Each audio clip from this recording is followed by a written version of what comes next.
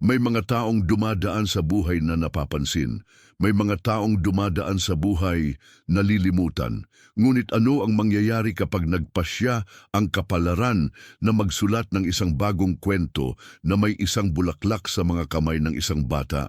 Ito ang nakakaantig na kwento ni Donna Elza, isang nakalimutang babae, isang matandang babae sa isang nursing home na dinala sa kanyang mga mata ang katahimikan ng isang taong matagal nang naghihintay. Isang oras na makikita, oras para mahalin. Panahon na para hanapin ang nawala sa kanya. Bago tayo magpatuloy, kung ang mga totoo at nakakaantig na kwento ay sumasalamin sa iyo, mag-subscribe sa channel ngayon. Dito makikita mo ang mga kwentong nagpapakilos, nagbibigay inspirasyon at nagpapakita na ang maliliit na kilos ay maaari pa ring baguhin ang mundo. I-activate ang bell para wala kang mamiss na chapter ng totoong buhay. Sa gitna ng kalungkutan ng katandaan, at malamig na mga pasilyo kung saan ang mga boses ay tila malayo, walang nag-iisip na ang simpleng kilos ng isang mahiyaing batang lalaki, ang batang naghahatid ng bulaklak, ay magbubukas ng mga pintuan sa isang henerasyong muling pagsasama-sama na magpapabago sa lahat. Hindi ito isang sulat o isang tawag sa telepono. Ito ay isang bulaklak lamang, ngunit binago ng bulaklak na iyon ang buhay. Malapit mo nang marinig ang isa sa mga nakakasakit na kwentong iyon na nagiging isang masayang alaala at pinagmumulan ng pag-asa para sa mga nag-iisip na huli na ang lahat. Isang totoong kwento o kahit isang posibleng isa na nagpapakita sa atin kung paano nagagawa ng maliliit na kilos ang malalaking pagbabago. Manatiling nakatutok hanggang sa huli dahil minsan ang buhay ay nagugulat sa atin nang hindi natin inaasahan. At marahil pagkatapos ng kwentong ito, malalaman mo rin na ang malayong kamag-anak na iyon, ang malungkot na kapitbahay, o kahit na ang matatandang tao sa park bench, ay naghihintay lamang sa kung ano ang nararapat sa ating lahat, kaunting empatiya at pagmamahal, isang hitsura, isang bulaklak, isang hindi inaasahang pagbisita. Araw-araw, nagigising si Donna Elza sa parehong tunog, ang mahinang pag-shuffling ng kanyang tsinelas sa mga pasilyo ng nursing home. Doon kung saan ang mga minuto ay tila mas mahaba kaysa sa mga oras, palagi niyang inookupahan ang parehong lugar. Isang upuan malapit sa bintana kung saan ang araw ng umaga ay humipo ng mahina. Siya ay isang nakalimutang babae, ang uri na hindi nabubura ng panahon, ngunit ang mundo ay nagpipilit na hindi makita. May hinahanap pa rin ang kanyang pagod na mga mata sa labas, marahil isang pamilyar na mukha, marahil dahilan lamang para ngumiti. Ang gawain ay tahimik, halos sagrado. Maingat niyang tiniklop ang kanyang napkin, inayos ang kanyang mga kubyertos na parang may hinihintay na bisita. Ngunit hindi sila dumating, hindi sa Pasko, hindi sa kanyang kaarawan. Wala, hindi na umaasa ng mga regalo ang matandang babae sa nursing home, mga presensya lang, isang kilos, isang salita, isang boses na nagsasabing, "I thought of you." Ngunit ang tanging natanggap niya ay mga nakapirming schedule, nagmamadaling sulyap at ang ingay ng radyo sa reception area. Gayunpaman, napanatili ni Donna Elza ang kanyang kalmado.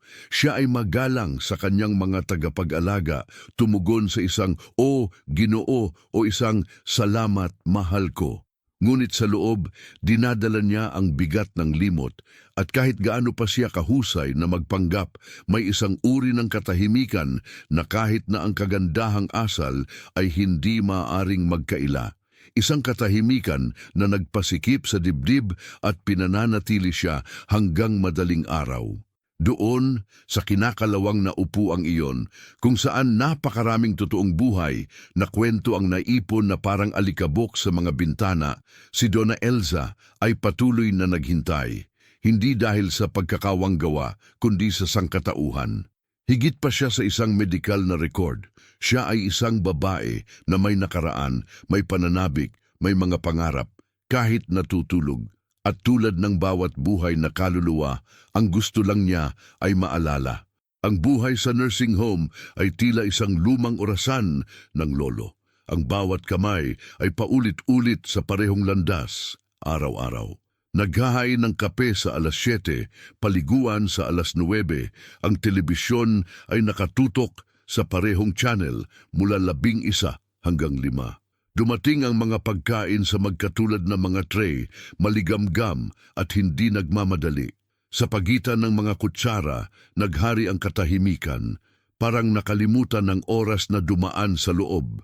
Si Dona Elsa ay isa lamang sa napakaraming inabandonang matatanda. Hindi siya nagreklamo, wala siyang hiniling, ngunit ang katotohanan ay hindi siya invisible sa pamamagitan ng pagpili.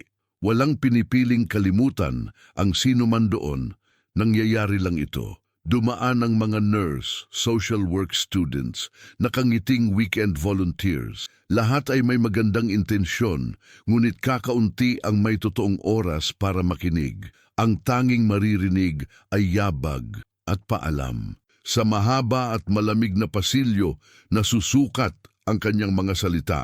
Ang kanyang pagsasalita ay pinigilan at ang kanyang tingin ay malayo. Ang tanging lugar na pinahintulutan niya ang kanyang sarili na mangarap ay sa maliit at walang bulaklak na hardin, kung saan madalas siyang nakaupo at tumitingin sa langit.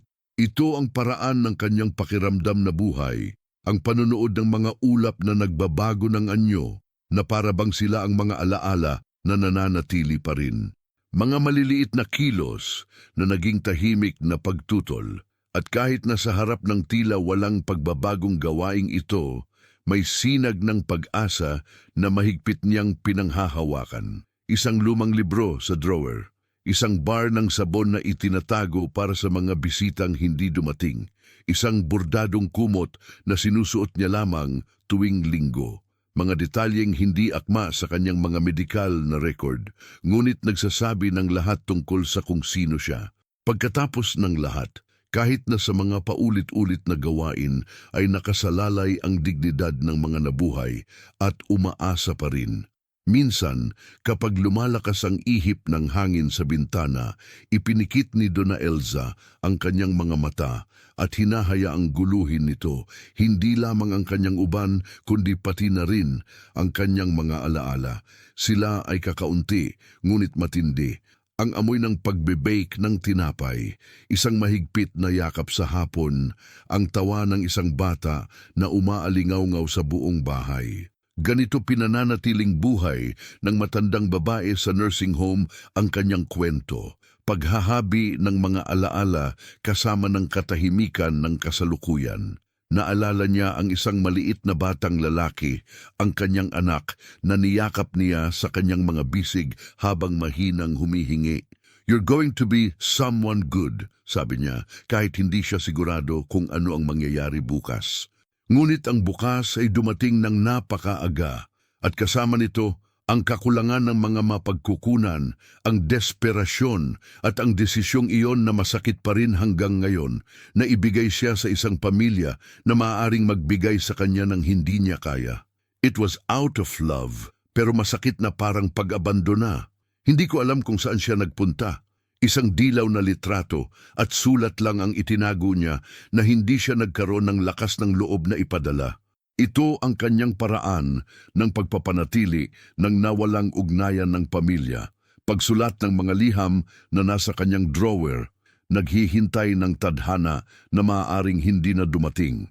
Isang pagkilos ng pagtagumpayan at muling pag-uugnay sa nakaraan, kahit na ito ay umiiral lamang sa kanyang imahinasyon. Nagpatuloy ang buhay, lumipas ang oras at tumahimik siya. Bihira niyang sabihin ito sa iba.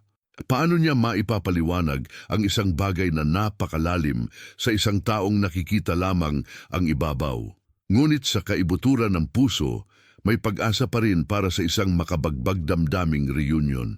Isang bagay na magpapatunay na walang akto ng tunay na pag-ibig ang mawawala. Kahit na habang buhay pa ang pagbabalik, at naghintay siya gamit ang kanyang mga mata, gamit ang kanyang mga kamay, ng buong puso. Sa isang paaralan sa buong bayan, may nabuong bagong proyekto. Tinawag itong Bridge of Generations, isang kampanya ng empatiya na naghihikayat sa mga bata na bisitahin ng mga matatanda sa mga nursing home at magsulat ng mga sanaysay tungkol sa kanilang mga kwento.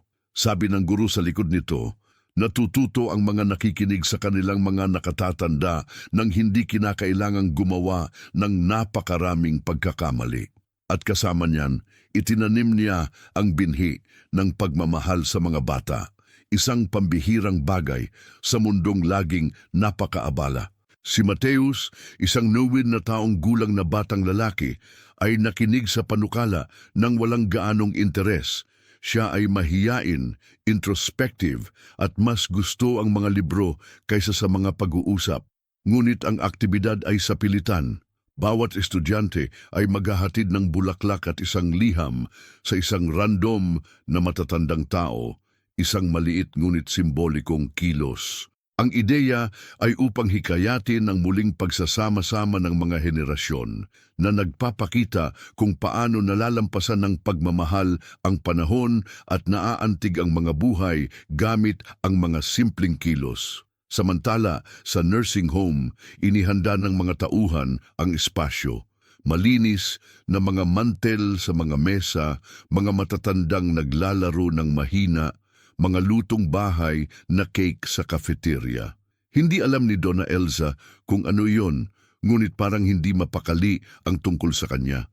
Sinuklay niya ang kanyang buhok, pinalitan ng kanyang Amerikana ng mas makulay at tumayo ng mas matagal kaysa karaniwan sa harap ng salamin. Marahil sa hindi namamalayan, naramdaman ng kanyang puso na may kakaibang mangyayari sa hapong iyon. Nagsimula na ang kilusan. Nag-file ang mga bata, may hawak na mga bulaklak, maliliit na titik. Ang iba ay mga instrumentong pangmusika. Nahihiyang tawa, nag-aalangan na mga hakbang.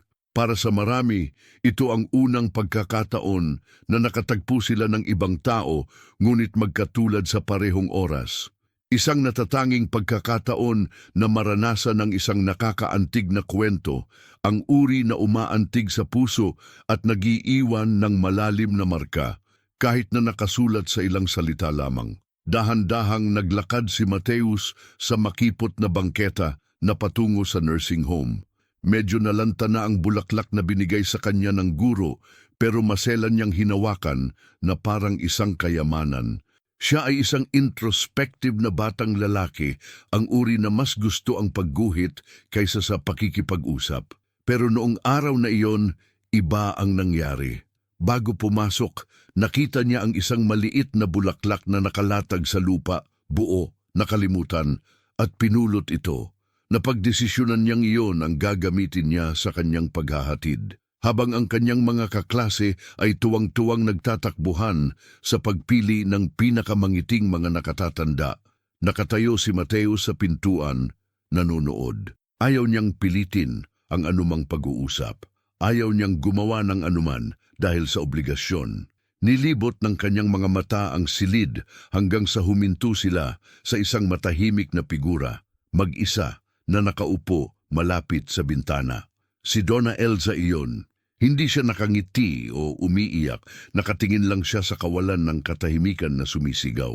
May kung ano sa kanya na nagpaalala sa kanyang lola na nakatira sa malayo at dumalo lamang sa pamamagitan ng video call.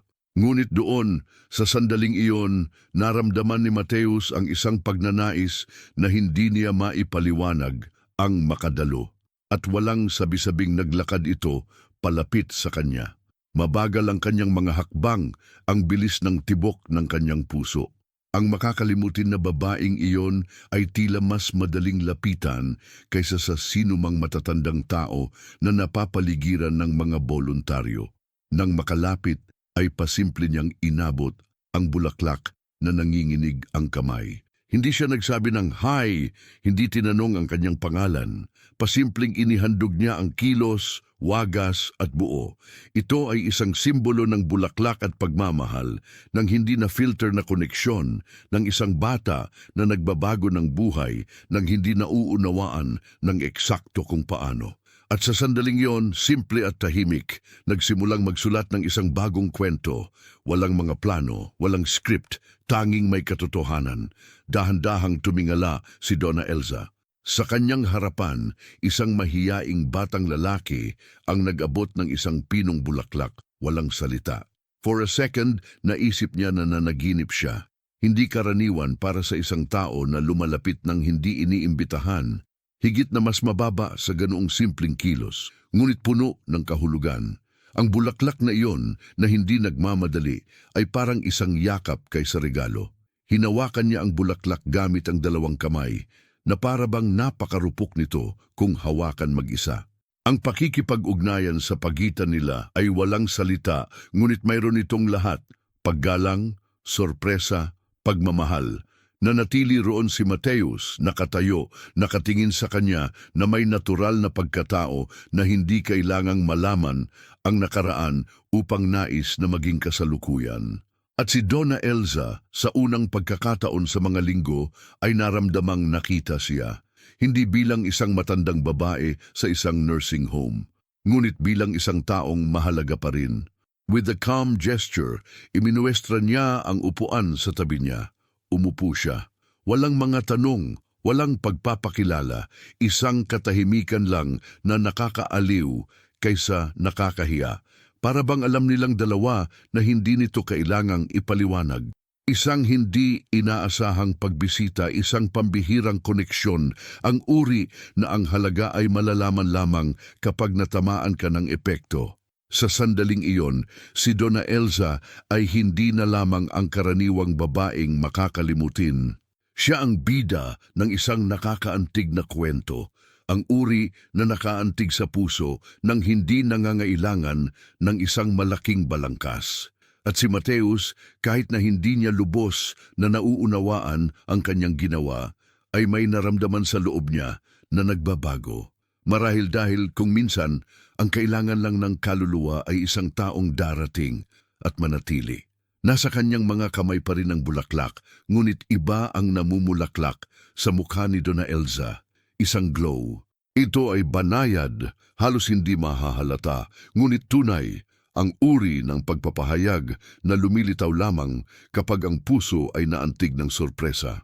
Pagkatapos ng napakaraming araw ng walang laman na mga tingin, ang tahimik na pagpapalitang iyon ay muling nagpasiklab ng isang bagay na luma sa kanya.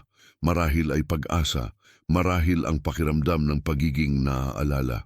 Sa mahina, ngunit matamis na boses, sinabi niya, ang tagal na nang may nagdala sa akin ng bulaklak, at ngumiti siya.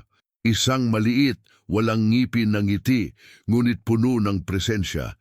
Hindi sumagot si Mateus, tumangulang siya at tumayo, na para bang sapat na ang sagot na iyon. Ito ay isang sandali ng empatiya at pagmamahal na hindi nangangailangan ng paliwanag, presensya lamang, at ang presensya doon ang mahalaga. Inayos ni Donna Elza ang bulaklak sa isang basong tubig at curious na tumingin sa bata. Tinanong niya kung mahilig ba siya sa pagguhit, pakikinig sa mga lumang kwento, pag-amoy ng mga cake, mga simpleng tanong na naghahangad na lumikha ng isang bono. At ang bawat mahinang sagot ni Mateus ay tila nagbubukas ng bintana sa loob niya. Unti-unti, ang kawalan ng laman ng nursing home ay nagbigay daan sa isang bagong tanawin, ang muling pagsasama-sama ng mga henerasyon. Noong araw na iyon, hindi na siya dumiretso sa kanyang kwarto. Mas matagal siyang nakaupo sa looban, namitas ng mga bulaklak sa hardin, at nakipag-usap sa isang tagapag-alaga tungkol sa kanyang pagkabata. Parang may nakalimutang bahagi ng kanyang sarili na nagising. Binago ng bulaklak ang isang buhay at sa mga tagalabas, maaaring ito ay isang magandang kilos lamang. Ngunit ang mga nakakaalam sa pananahimik ni Donna Elza, alam na ito ang simula ng isang bagay na mas malaki. Sa susunod nilang pagkikita, bumalik si Mateus na may dalang sulat kamay na tala. Pwede ba kitang bisitahin ng madalas? Nabasa nito. Napangiti si Donna Elza na parang nakatanggap ng isang sulat na pinakahihintay. Sinabi niya ng oo sa kanyang mga mata bago pa man ibuka ang kanyang bibig.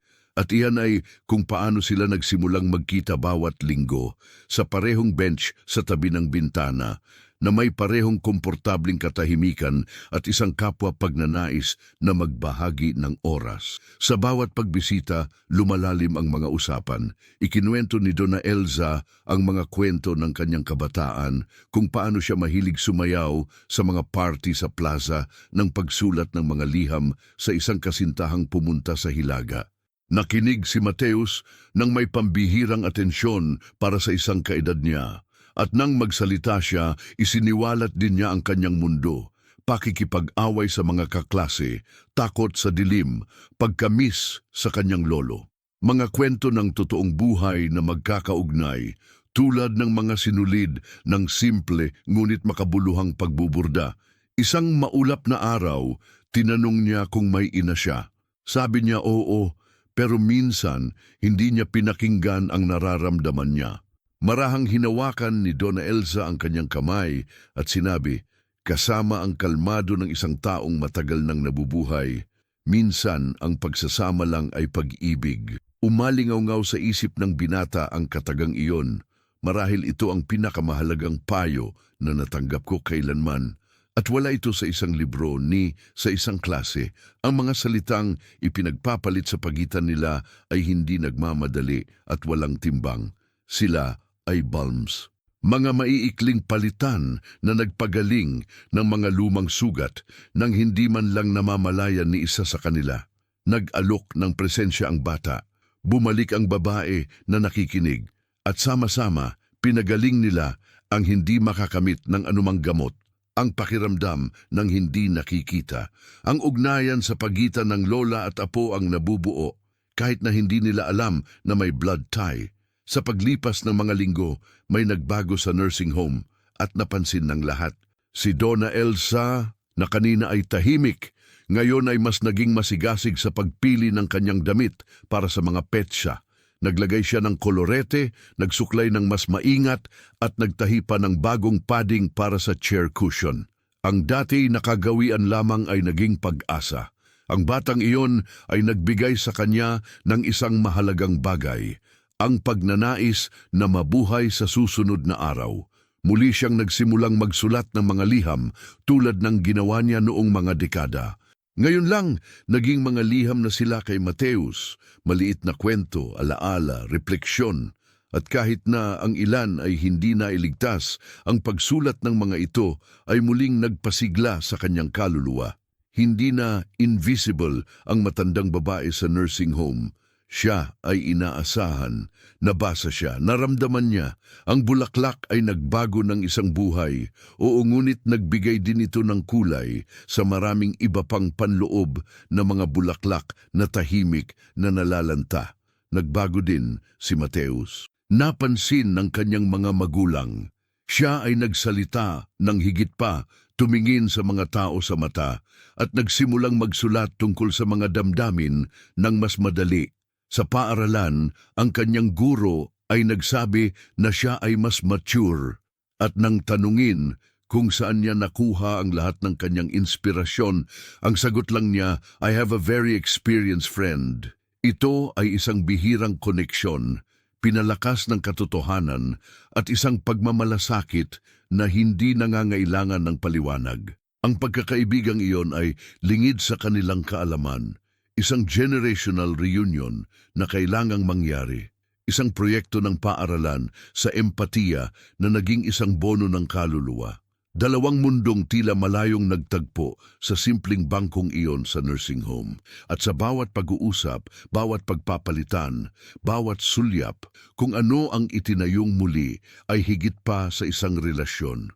Ito ay isang nakakaantig na kwento na ang dalawa ay nagsusulat ng magkasama, linya sa linya.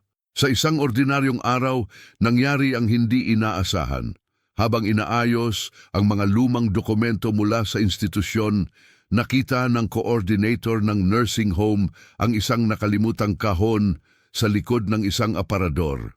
Nasa loob ang mga lumang sulat, kupas na larawan at isang admission form para kay Donna Elza. Kabilang sa mga papel ay isang sulat kamay na tala na may mga pangalan na tila pamilyar. Isa sa kanila ang nakakuha ng atensyon ko, ang pangalan ng ina ni Mateus na nakasulat sa nanginginig na sulat kamay.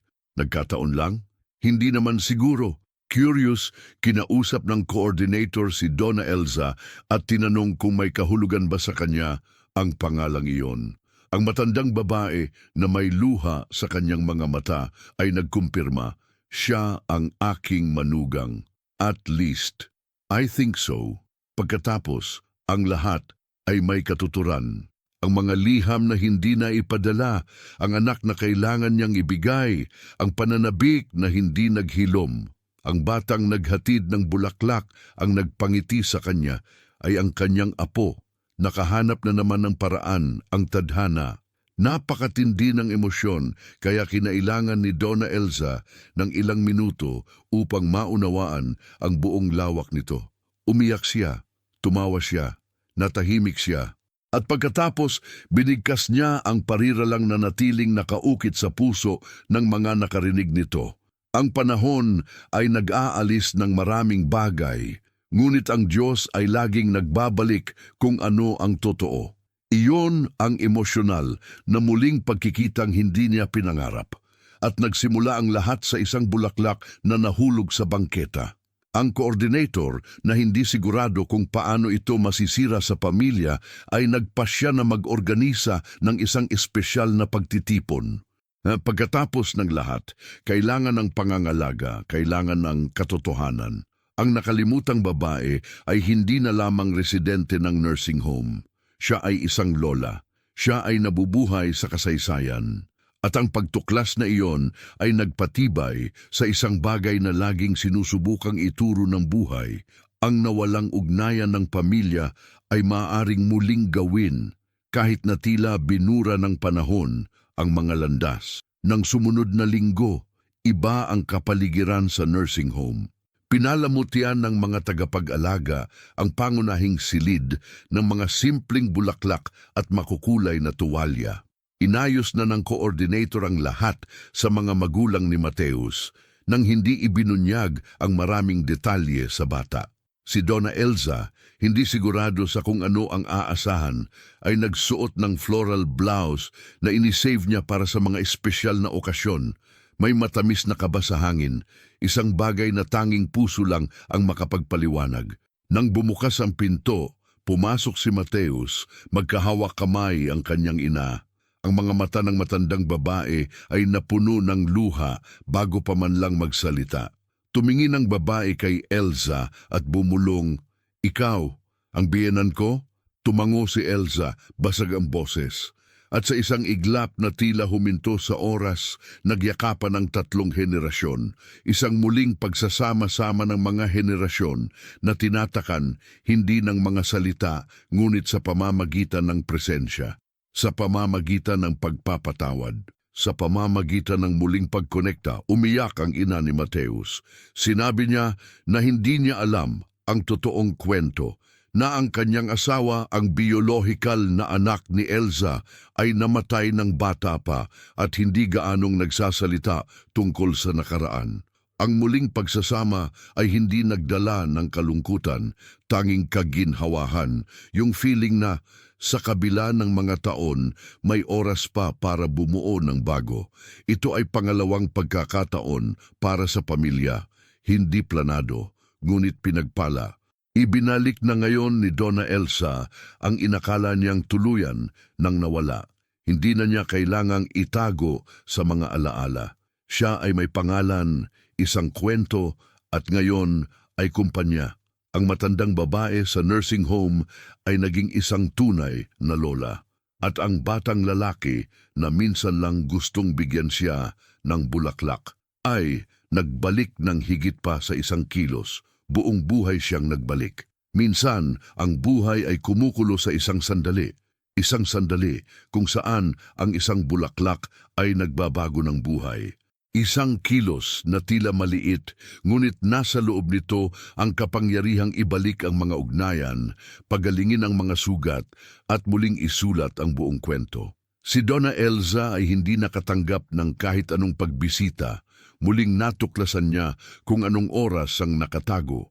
Pamilya, pagmamahal, pag-aari, lahat dahil may isang tao, kahit na hindi alam, ay nagpasya na mag-abot ng kamay. Ito ay hindi lamang isang nakakaantig na kwento. Ito ay isang paalala na mayroong maraming nakalimutang mga kababaihan sa labas, naghihintay para sa isang hindi inaasahang pagbisita, na ang mga bono sa pagitan ng mga lolo't lola at mga apo ay maaring ipanganak muli, na ang kalungkutan sa katandaan ay mapapawi sa pamamagitan ng empatiya at pagmamahal, na ang isang bulaklak, isang kilos, isang hitsura ay maaaring nagkakahalaga ng higit sa 1,000 salita. At ngayon tinatanong kita, sino ang huling taong nagulat ka sa isang simpleng kilos? Sabihin sa akin sa mga komento, gusto kong basahin ang iyong kwento. At kung ang kwentong ito ay nakaantig sa iyong puso, mag-subscribe sa channel, i-activate ang bell at ibahagi ang video na ito sa isang espesyal na tao. Dito makakahanap ka ng mga kwentong umaantig sa iyong puso at nagpapaalala sa iyo na ang pag-ibig ay nabubuhay pa rin sa mga detalye. Reunion.